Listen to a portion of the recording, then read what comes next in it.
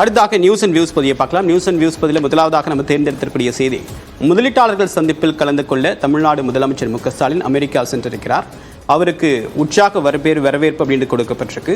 2 நகரங்களில் இவருடைய பயணம் அப்படின்றது பிரதானமாக திட்டமிடப்பட்டிருக்கு. ஒன்று சான் பிரான்சிஸ்கோ, இன்னொன்று சிகாகோ.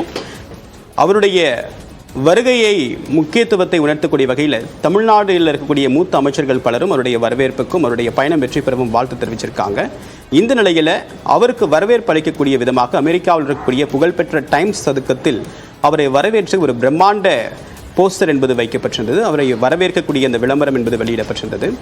இது ஒருபுறம் இருந்தாலும் கூட அவருடைய கடந்த கால வெளிநாட்டு பயணங்களை சுட்டிக்காட்டி எவ்வளவு முதலீடுகள் ஈர்க்கப்பட்டது அப்படின்ற விஷயங்கள் ஒரு பக்கம் பரபரப்பாக பேசப்பட்ட நிலையிலும் கூட இந்த பயணம் அப்படின்றது 2 தளங்களில் கவனத்தை ஈர்த்திருக்கு. என்ன 2வது பயணமாக வெளிநாட்டுக்கு ஒரு சுற்றுப்பயணம் போயிருக்காரு முதலீடுகளை ஈர்க்கக்கூடிய நோக்கத்தில். இந்த நகரங்கள் அப்படின்றது முழுக்க ஒரு சிலிக்கான் வேலியும் இன்னொன்று அதிக அளவுக்கு மிகப்பெரிய ஃபார்ச்சூன் 500 கம்பெனி அமைந்திருக்கக்கூடிய நகரங்கள். இந்த 2 நகரங்களில் அதிக திறன்மிக்க ஊழியர்களை பணியில் அமர்த்தக்கூடிய நிறுவனங்களுடைய முதலீட்டுகளை ஈர்க்கக்கூடிய நோக்கத்தில் தான் இந்த பயணம் அமைந்திருப்பதாக கருதப்படுது.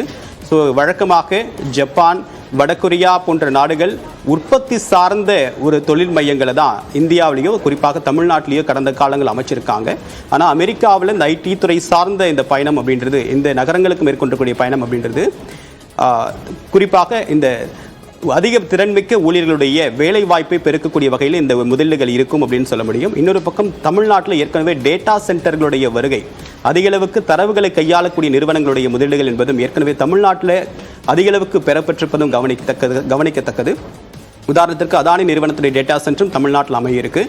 அதே மாதிரி மற்ற நாடுகளுடைய சர்வதேச ஐடி நிறுவனங்களுடைய மிக முக்கியமான ஒரு சர்வீஸ் சென்டராக தமிழ்நாடு மாறுவதற்கான வாய்ப்பு இருக்கிறதா ஏற்கனவே மனிதவள மேம்பாட்டு நிபுணர்கள் சொல்லக்கூடிய நிலையில் இந்த பயணம் அப்படின்றது, அதுவும் குறிப்பாக அமெரிக்காவில் நாலேஜ் டிரான்ஸ்ஃபருக்கு அடித்தளமாக பார்க்கப்படக்கூடிய இந்த நகரங்களுக்கு மேற்கொள்ளக்கூடிய பயணம் அப்படின்றது அதிக அளவுக்கு வருவாய் ஈட்டக்கூடிய, அதாவது சாதாரணமாக 1 லட்சம் ரூபாய்க்கு மேலே ஊதியம் பெறக்கூடியவர்களுக்கு தமிழ்நாட்டில் வேலைவாய்ப்பு கொடுத்தீங்க அப்படின்னா சில முன்னுரிமை பட்டியலையும் சில அந்த நிறுவனங்களுக்கு ஊக்கத்தொகை கொடுக்கக்கூடிய திட்டத்தையும் தமிழ்நாடு அரசு ஏற்கனவே கடந்த பட்ஜெட்டில் அறிவிச்சிருந்தாங்க.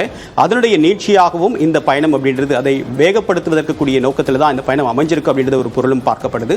ஸோ வரக்கூடிய நாட்களில் எந்தெந்த துறை நிறுவனங்களோட ஒப்பந்தம் மேற்கொள்ளப்படுது அது தொடர்பான அடுத்தடுத்த தகவல்கள் வெளியாகும் அப்படின்னு எதிர்பார்க்கப்படுது.